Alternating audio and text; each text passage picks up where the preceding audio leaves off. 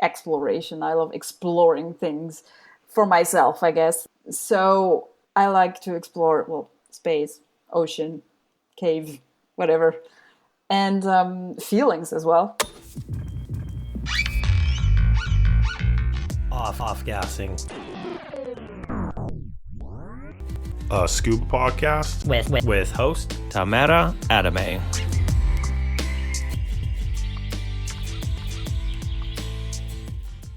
In this Takeover episode, Tamara Adame interviews Gaëlle Giesen as she prepares for her historic attempt to break the female depth record of 200 meters while on a rebreather in open water.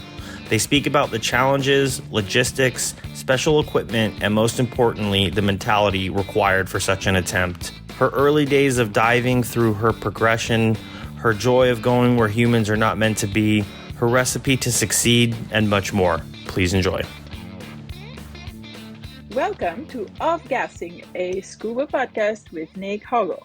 But you must be wondering, where is Nick and who is this female voice? My name is Tamara. I'm a Mexican cave diver and instructor, and today I have the pleasure of taking over the Off Gassing podcast for the interview of a very interesting person and one that I am looking forward to talk to. Not only she's very cool because she's a diver, cave diver, deep diver, and rebreather diver, but she's also a skydiving champion and something like an astronaut. Not quite sure, but I'm going to let her explain. Ladies and gentlemen, this is Gaëlle Giesen. Welcome to Off Gassing. Hello, thank you very much for the invitation. Thanks to Nick for letting us do that. And thanks to Off Gassing and all the people that are listening. I am super happy because in April, when we saw each other in Mexico, you told me about some projects that you have. And I was immediately super interested in how you do them, why you do them. And I've been trying to keep up with you. And so when the idea of the takeover came up, I had the idea to interview you right away. So here we are, and I'm going to talk to you about a couple things scuba related and other not so much. But first, I will let you introduce yourself a little bit. Who are you? Where do you come from? What do you do? And then we get into the juice of the interview. Okay, so my name is Gaëlle Giesen. I am originally from Switzerland, as well as from Germany. But right now I live in France. I am a diver, as you said, but also skydiver. And I work as an engineer at the French Space Agency. Amazing. And because you get bored easily, you also took on a master in biology, actually a bachelor in biology, yes. A bachelor. So, as you guys can hear, Gaëlle is keeping busy a lot of the time.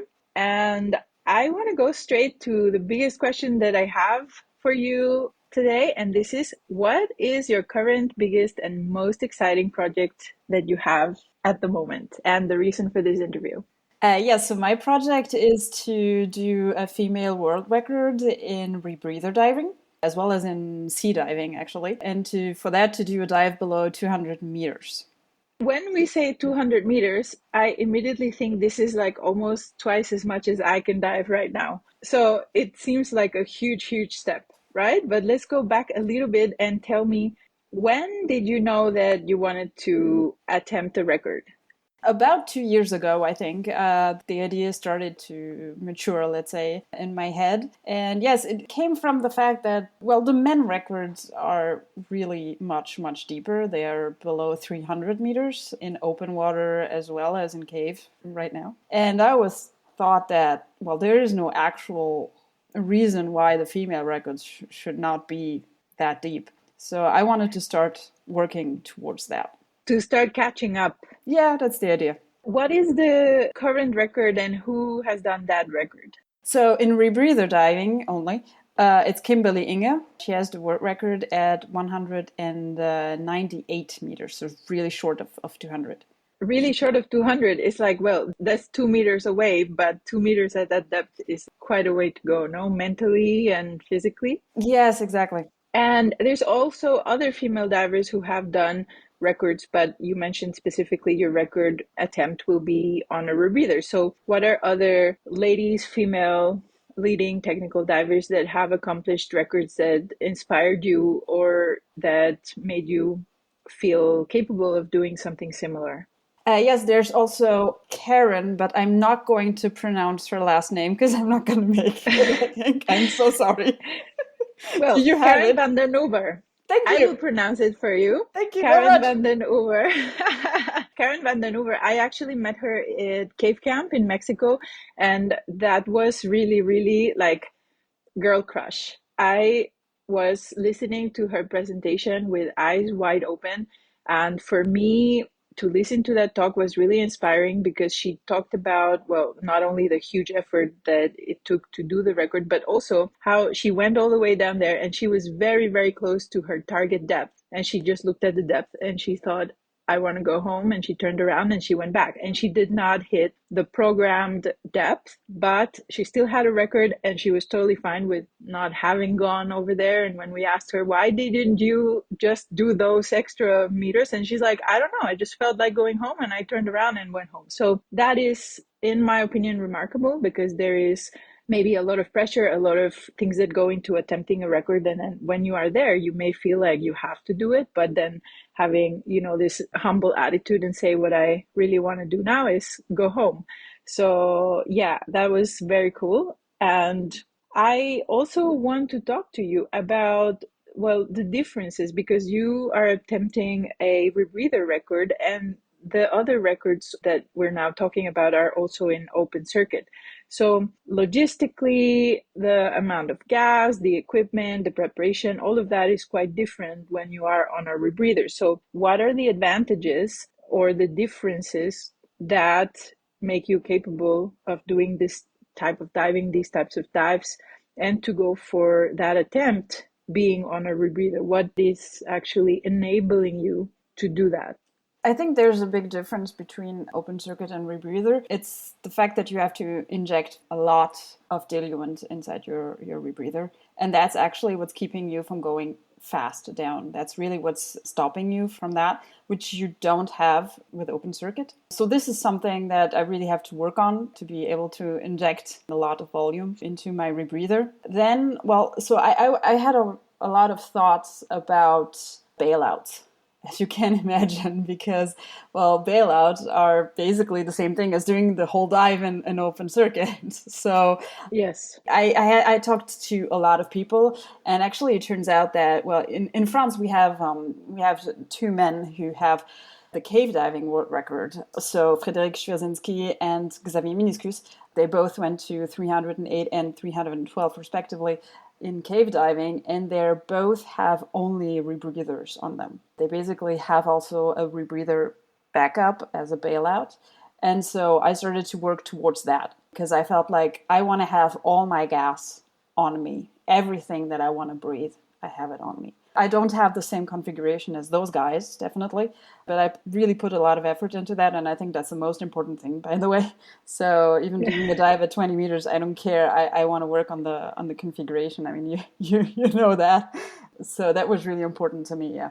When did you start diving a dual rebreather configuration? About a year and a half ago, I think. Knowing that I always have a bottle with me, at least one with a gas that I can breathe at the bottom. Okay. So because I have a back mount rebreather, then a side mount rebreather, and one bottle on the other side, or maybe two. I can put a second one. So that's lots of gas, lots of stuff to breathe. Okay, and what else do you have on you when you're going down in terms of equipment? I have a dry suit. I have a heated undersuit. I don't necessarily take the batteries with me though, depending on which one you have. Some can't go to that depth, and that's really important to know. I have a DPV, which I feel is important, not because I am going to need it a lot, but just in case there's something with my buoyancy that's wrong or whatever, I can always correct it with the DPV, at least at that depth. That's kind of really important. Yeah, so again, I have to pay attention that this DPV is actually qualified for those depths. It's really important. So most of the diving equipment that we use when we buy some of it, it says rated to 100 meters and we're like, oh, I'm fine because I'm just never going to go that deep. But then you get to the point where your equipment starts flooding or imploding. Exactly. Exactly. And that's the whole point. I mean, yeah, you have to rethink all of your equipment and be sure that everything's qualified to the depth that you're going. including the rebreather, by the way. including the rebreather. Have you had to engineer or produce equipment specifically for your record attempt? Not myself personally, but yeah, I had to ask, well, for the DPV, just for as an example. So yeah, I had that actually made specifically for that dive. And the DPV that you now have can go down to how deep? I think it's 300. So Okay. 290, it's 30 bars. I think, yeah, it's 290. So yeah, there's a lot of margin. Okay, that sounds very, very cool. If you have some equipment specially made for this Yeah. event that you're attempting. So, in talking about records, who are you beating? Are you beating the industry? Are you beating the limits? Are you beating another person's record? Are you beating yourself? Or you have a mindset to accomplish something that means, well, a technical ability, a skill. Why exactly do you have this motivation of doing a record?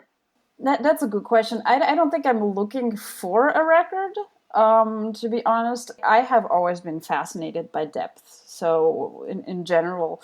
And it's about the limits, I guess, and testing them, testing my own, testing the whole process, of exactly what we talked about, like looking at the whole equipment that we can have to do those things that are quite extreme. That's always something that fascinated me. I guess I looked it up just to know what the record actually was, and I was like, okay, That's doable. yeah, it's doable, and I need to do something about the fact that there's 100 meters between the female and the male record. So let's go. Why do you think females go, how do you say it, less deep? Yeah, let's Or do. why do you think that males go deeper in diving? Is it a mentality? Is it maybe an attitude? Maybe, but I guess the first reason is probably just the amount of people. There are just way more men than women in technical diving, so there is less chance that women would go as deep as men. And then maybe there's an attitude. I don't know. I honestly don't know. I mean, the guys that did those records, I mean, I met them, I talked to them a lot. I don't feel any different than them, so I wouldn't know.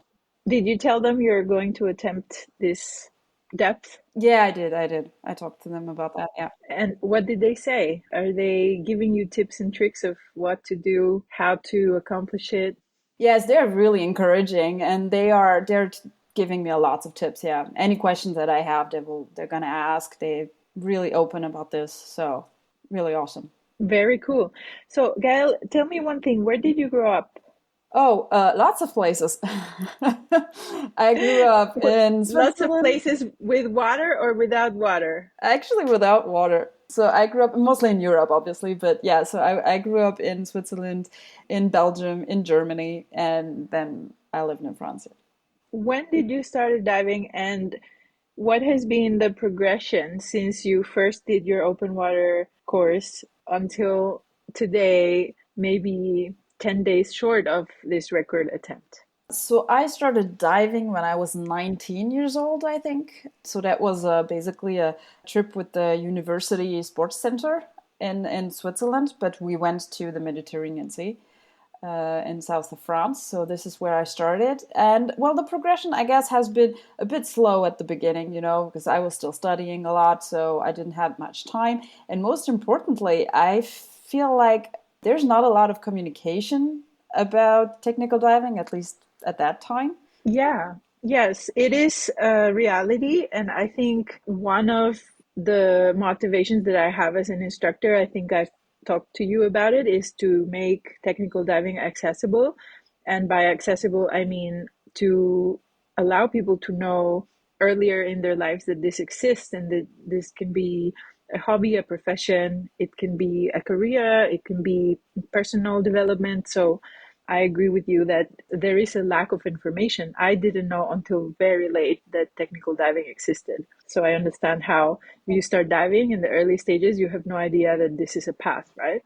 Yeah, exactly. So that was basically the thing. And I kind of always felt that something was missing, that I don't know, I wasn't doing exactly what I wanted in diving. So, yeah, at some point I met someone who told me about rebreathers, and I did my first rebreather dive, and I thought, okay, I'm never going back. It was like love at first sight. Obviously, it was just so awesome. I felt so good in the water, and I felt so included, if that makes sense. Yeah.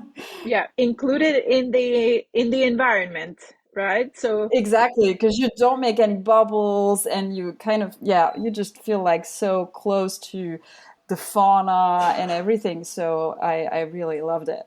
so you felt like you belonged in this alien Yeah, environment, and then you said, "This is where I want to spend a lot of time," and you started progressing. exactly. Alien world, yeah.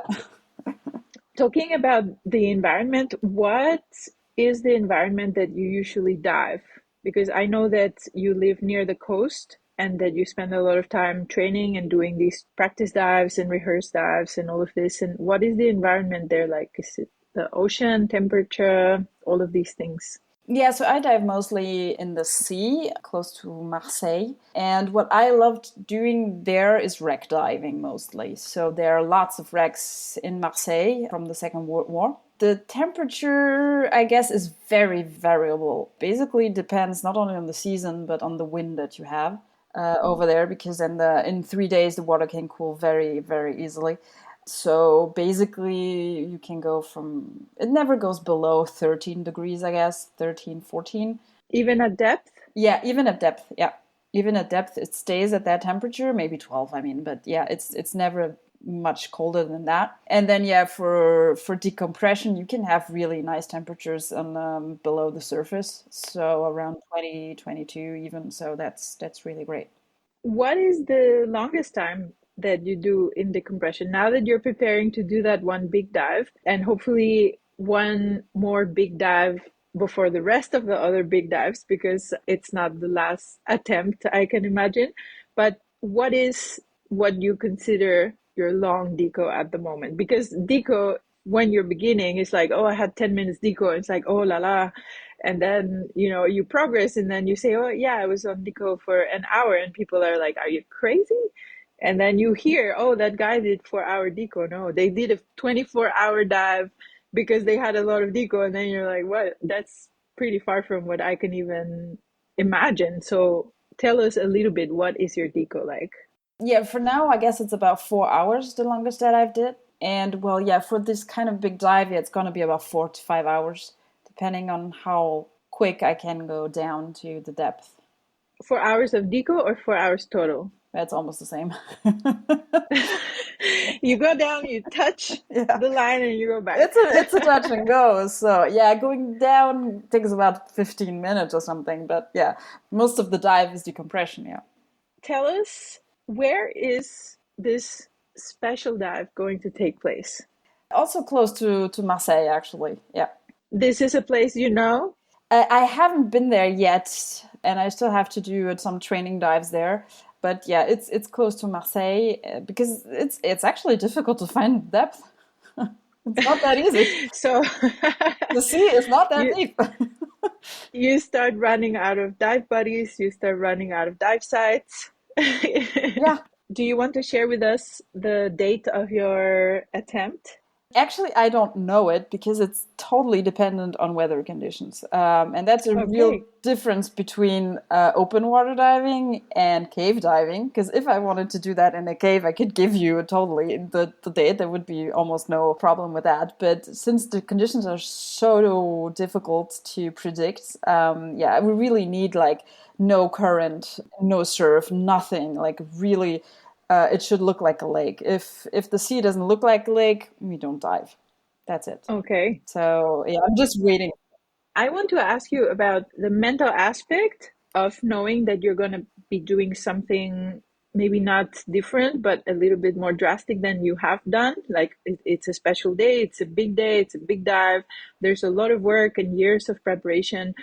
How do you cope with not knowing when it is? Because usually when people prepare for a big day, you know when it is, and then you have this time frame, and then you're supposed to be ready for that day, right? But now you're like, are you ready? Are you just waiting for the wind to calm down? And like, how do you cope with not knowing? Yeah, that's the point. I guess I should definitely not lose any energy in this phase right now. The important thing is that once I'm on the boat or even the day before when I'm prepping the whole equipment, that's when I need to focus. Let's say until then, yeah, I'm just waiting. Yeah, I'm not putting any energy in that, let's say. I'm keeping it. Okay, so you're staying present and you're visualizing that when that will happen, it will happen and it will just be the right moment, but you're calm and you're reassured Yeah, and exactly. sure of yourself. I actually had that in when I was skydiving, actually, also in competition. In skydiving competitions, you're also very dependent on the weather conditions, obviously, because when it rains, you can't jump.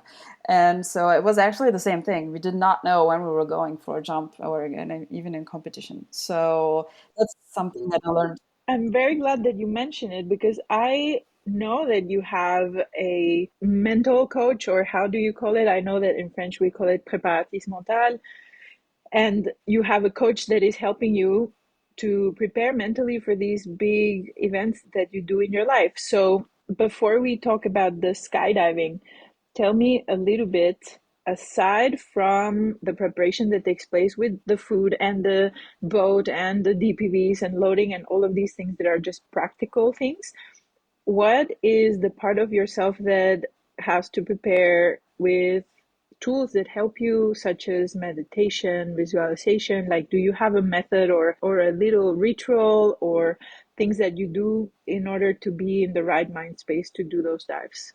Oh, yes, definitely. So, yeah, rituals are really important, I guess. I am not going to call that ritual. It's not exactly the same thing, but it's like always doing the same thing in the same order, let's say. Like a routine Yeah, or exactly. Like putting your equipment on, and I'm pretty sure you have that too. Like when you do the pre-dive or whatever, everything is always the same. And this is really like reassuring because, yeah, you know what you're doing and you haven't forgotten anything because it's always the same thing and you have prepared that for so many times and you've done that so many times. So this is really reassuring, I guess. Then in terms of mental exercises, yeah, that's kind of important to be able to focus, as I said, in at a very specific time and to put yourself into that mode, into that really, okay, now I'm really present and I'm going to listen to everything, all the data from my body, from my brain, from everything around me, from my computer and everything. Yeah, so this is something that I have learned to do, and you can trigger that. Actually, you can train yourself almost like, well, like a dog, basically. yeah, I don't know if you know the story of the dog that when you ring a bell, yeah, it knows it's gonna eat, right? Pavlov's Exactly. dog. Exactly the same. You can do it with your own brain. So you can trigger these kinds of modes either to be relaxed or to be very focused, or you define the energy level that you want, and you can trigger that with certain images or with certain sounds, words that Yeah. you're going to use. And so I've been working on that a lot. This sounds amazing. And maybe in another call, I'm gonna ask you more details about that, about the control, but not in a controlling way, but just to give yourself the control of the situation you're about to take. No, is something that I'm interested in. And then you know that I have used yoga and I Hmm. use visualization when we train. That is something very, very cool. And now I want to ask you, who is behind Gael in the team? Who is the people who are not only cheering for you, but supporting you, helping you, being with you on that day? What is the team like? What is your family like? Is there one person, 15 people? Who is behind the attempt of Gaëlle Giesen? So there are gonna be a couple of people there, so it's probably not going to be 10 or so, but yeah, it's around 8, I think, in between a boat crew of probably 3, and then safety divers, obviously. So I guess like we're still working that out precisely, but like having one deep safety diver and then other divers around 20 meters who can just simply assist if there's something and go back to the surface. So that's kind of important. And then, yeah, I have actually a dive buddy who is going down with me. That's a really good thing when you do a female record because the men can come with you and stay right behind you. Because they need to verify. Yeah, but I guess, well, none of the records usually have buddies, right? So, but that's kind of the cool thing. So I have someone who has already been to those Yeah, kinds of depth. I've been diving with him so long, and we yeah. simply have great communication and everything. So, yeah, that's really important to me, I guess. Yeah, Well, that sounds also a bit more fun than going there on your own, no? It sounds definitely. like you have a dynamic and you dive with this person and you know each other, so there is a shared common passion, I guess, that you can share at that depth where not a lot of people actually go. Yeah, exactly. Well, obviously, you love diving, you love technical diving, you love the complexity, the difficulty, maybe a little bit of the thrill. But what are the parts of this project that you don't like that much, or the parts that you don't really enjoy, if there's something, or the parts that you just feel like, I wish I didn't have to do that? That's a good question. I guess what's really, well, difficult is the whole work on the configuration, and oh, you have always something to fix, right? Yeah. There's always something wrong. There's always something poking you at somewhere and you don't want it to. You have to start being really, really comfortable with everything. And so that takes a lot of time to adjust everything. It is very interesting, but I guess it's also sometimes a bit painful to do all of that. Yeah, and the discomfort in general in technical diving, I feel, is something that we're all used to, but it's obviously something that when you start, you realize this is very tight, this is very heavy, this is very hard, this is very uncomfortable. Like we go through a lot of discomfort getting ready on the surface with the waves and doing this and maybe getting out of breath and having to control it, all those things. You can get too warm, then you get too cold, then you're sinking too much, then you're floating too much. It's a lot of catching up with the things that happen to you, right? But there's always the reason that we do it for. And this is also something that I tell people. I don't recommend this. I don't recommend to be a tech diving instructor or a cave diver. You're always dirty, you're always sweating, you're always with the bugs, you're always in the dirt, you're always tired, you don't earn a huge ton of money.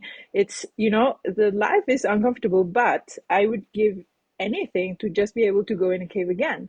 So do you feel like this? Do you feel that the discomfort is just a little part of it and the biggest part is just hitting those marks or seeing the places that nobody else has seen? Yeah, definitely. I mean, every time I dive, I feel like, okay, this is worth it. This is just worth it. You don't actually think how hard it was, you just enjoy it when you have it in front of you. Yeah, exactly. Well, the thing is, yeah, when you do deep diving, then especially on wrecks, for example, which I do a lot, you go there, you stay for 15 minutes, and then you're gonna have 4 hours of deco. And well, that's just part of the deal, right? Because otherwise, anyone would do A it. small price to pay. Yeah, exactly. Okay, I would like to talk to you about the other parts of your life, which, if not similar to technical diving, but equally extreme or maybe even more extreme, because we know that technical diving is dangerous, but then skydiving is also dangerous. So you're basically a human going from 200 meters of depth, and then you get on a plane and you go how high to then jump off a plane and come back down safe. Like that's a big range of distance, between the sky and your record attempt. So tell us a little bit about that other part of your life, skydiving and being in this team of acrobats and doing all of that amazing but completely different lifestyle, I guess. Yeah, so I was in the French national team of formation skydiving for 4 years. I did that, so we did a lot of international competition. Yeah, so to me, skydiving and diving is very, very similar. At least this is really how I feel about it. It's like humans are not made to go into those places. We can't breathe underwater, we can't fly, but still we can stay hours in the water. We can jump out of an airplane and fall from the sky without dying.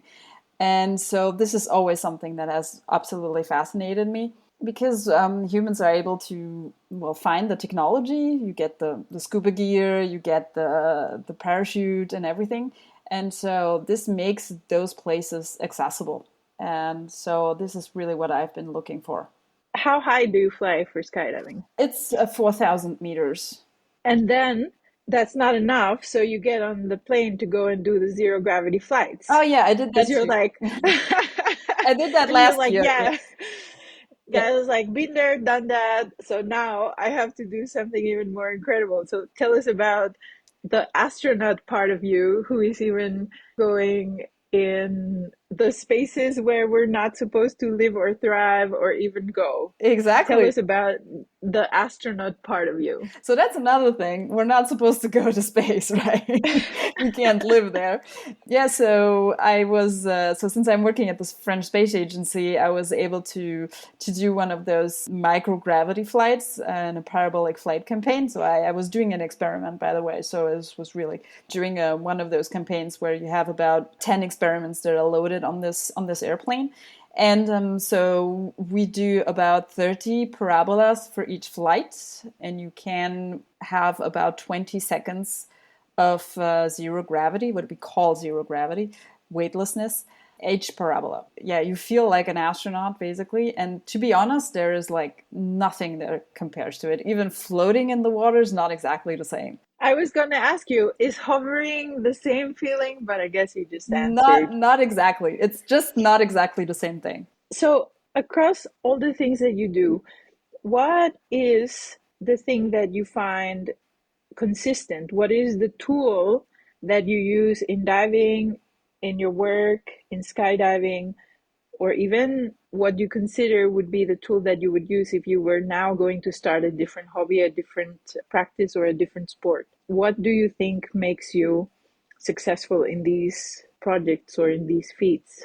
I guess it's always the same process. Basically, I'm always asking lots of questions.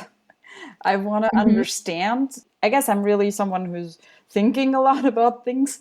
And so I need to understand every part of it to be able to perform, I guess.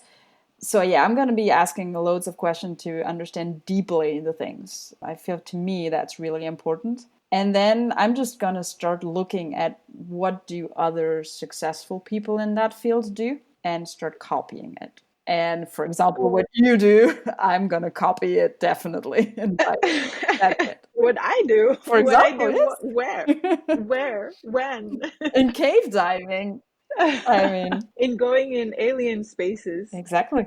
So consistency, routine, curiosity, and obviously you are a scientist because the use of a method to satisfy that natural curiosity or those questions that you have makes you a scientist, right? So bringing together all of your experience and then your current work, you decided to go into university again. Tell us a little bit, how did you make the decision, or what part of your life does the bachelor in biology fit? Is it for the ocean? Is it for the sky? Is it for the truly alien environments of the outer space? Why do you want to use biology in your professional life?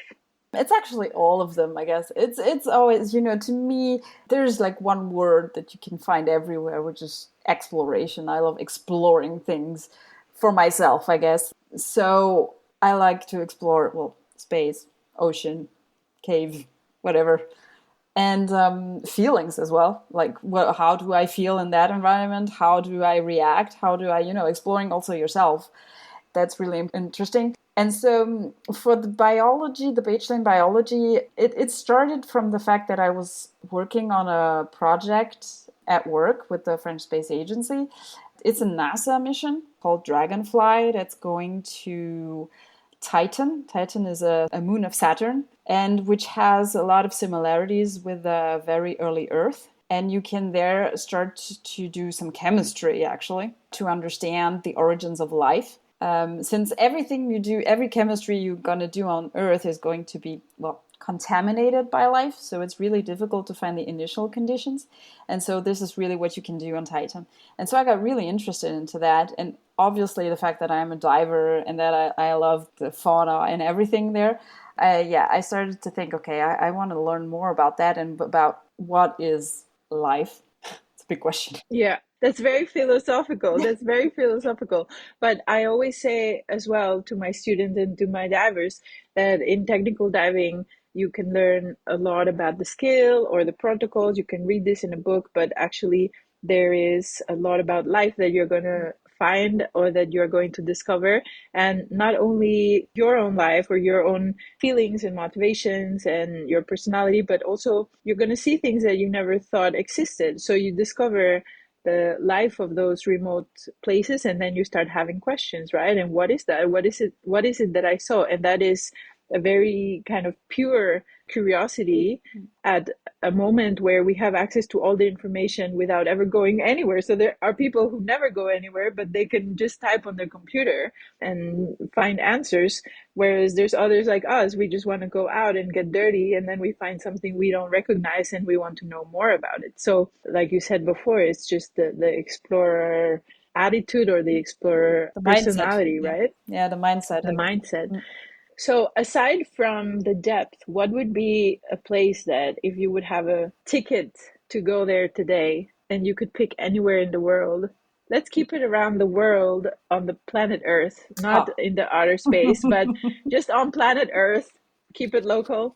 Where would you actually like to land so that you could do an exploration or a big dive or a big jump? So that's the problem with me, because I'm going to say everywhere. I The atmosphere. I want to go everywhere.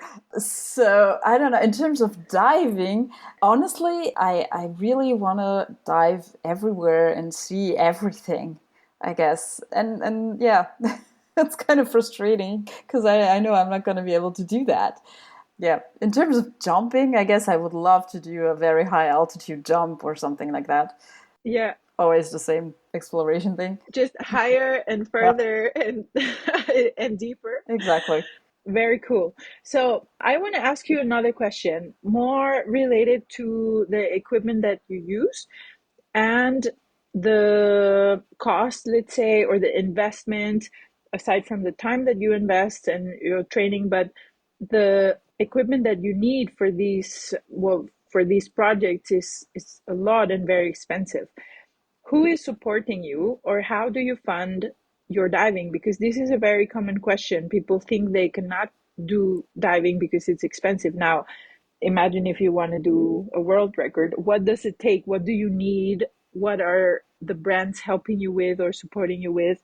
Who are those people? Who are those brands that want you to go and do it safely and do it warm and do it comfortable? Because sometimes we have an idea and we cannot actually accomplish it without the help of others. So I want to know, how has this been for you in either receiving support or looking for support? Yeah, so definitely, as you said, I think these kinds of projects, you can't do them without partnerships. It's probably impossible. Personally, I wouldn't have the funds to do that. So yeah, I have started looking for certain partnerships, and that's also what the, let's say, the title of world record is helping a lot to do that, Mm-hmm. especially female, because that's kind of something that a lot of brands want to help promote. So yeah, so as we talked about the DPV that I have, which is custom made for me, and that's actually lent to me from Teseo. This is an Mm-hmm. Italian brand, and we have been working together, and he has been doing really a prototype for me, specifically that can go below 200 meters, so that I have a lot of margin, as we said, because the other products, they go to 200, which is perfectly Yeah. fine, I guess. Um, for other people. It's fine for this one, but not for your dive after. Exactly. Well, yeah, but still, you want to have some margin in any case. So yeah, I would not do that. I like the way that they made it 300 because they could have said, okay, 210, Yeah, but they made it 300. It's like, here, like, let it be good for the yeah. next adventure Just as in well. case, That's right? very Just in cool. case. Just in case, Yeah, because we believe in you. So go for it. yeah. So that was really really awesome. Yeah, definitely. Then yeah, I have a partnership with Santi as well on the suits and on the undersuits. Uh-huh. So that's really important, right? Because you get cold. Yes. And on that note, I have a partnership with Ammonite on the batteries and Yeah. the lights. So that's really important Yeah. as well. So let me ask you a question because people ask me this question. Is it really dark down there? Yeah, it actually is. I was diving in Poland and we were diving in the lake. I went to do my hypoxic trimix training and people said like, but why you bring a light? And I'm like, well, it's pitch black. And they're like, but how come? It's open water. I'm like, nah, not at 90 meters. It is pitch black. You can't see anything if you don't have light. I guess in the ocean you get to see a bit more than in a lake, but what are the things that you like or you enjoy or you wish you had more time to look at? Well, I guess that's the thing, right? You go down very quickly, and because that's the point, right? You don't want to stay. I mean, there's no point in staying at 100 meters if you're going for a dive at 200. So it's a bit of a rush always to go to the depth. So I guess that would be nice to have a bit more time, but then you have more deco for kind of no reason. So yeah, that's too bad. So if there was like 45 dolphins that just come to you, you're like, bye, No, I probably can't not. hang out. Probably not. Sorry, whale, but this is not the day. I really hope that's not going to happen actually, and I would have to choose because I would be like really difficult decision to make. I'm not gonna ask you what you would choose. I'm just gonna wish you that you have an amazing dive, that you let us know when you've done it. And I hope that I can also have a talk with you after you've done it. And then you can let everybody know how that felt, what were obviously the challenges, and what you will have learned by then. And before we close, I would like to ask you, where can people find you? Where can people connect with you? Are you on social media? Do you want to share your personal contact? Or if there are other brands or other supporters or people who are interested in getting advice from you, how can we reach out to you and talk? Yeah, so I'm on social media. I'm on Instagram. So it's simply my first name and my last name, Gaëlle.Giesen. Yeah, and this is, I guess, the best way to connect with me, as well as on Facebook I am. Just write me a message. I'll be very happy to answer any questions that you may have. Good. And is there anything that in the idea of making technical diving and deep diving, especially accessible for everybody, is there anything that you want to tell to the other divers or the young people who dream of having a career in diving, piece of advice or something you want to share with people? Yeah, I guess you should just try it. And if you like it, then keep on going. Make a plan and then follow it, right? Just like Exactly. in diving. Yeah. Well, thank you very much, Gaëlle. I am a huge fan. I am honored that in the past I had the opportunity to train you and to dive with you. I am very honored also to consider you my friend, and I am going to be on my toes just waiting for your message and the information about that dive. Whether you accomplish it on this one or on the next one, I think that you are an amazing person and a very good diver as well.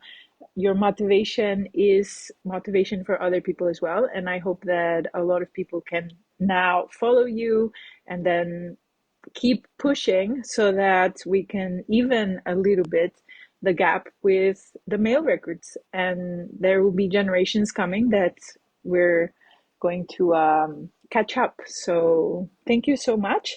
This was Off Gassing, a scuba podcast with Nick Hoggle, but today Nick was taking a walk. I think he's in Vietnam or something. And instead, I had the pleasure to interview Gaëlle Giesen. My name is Tamara, and have a good evening, a good morning, or a good night, wherever you are. I will not see you in the next episode because I'm handing this back to Nick. But thanks for coming, and see you later. Bye, Gaëlle. Bye.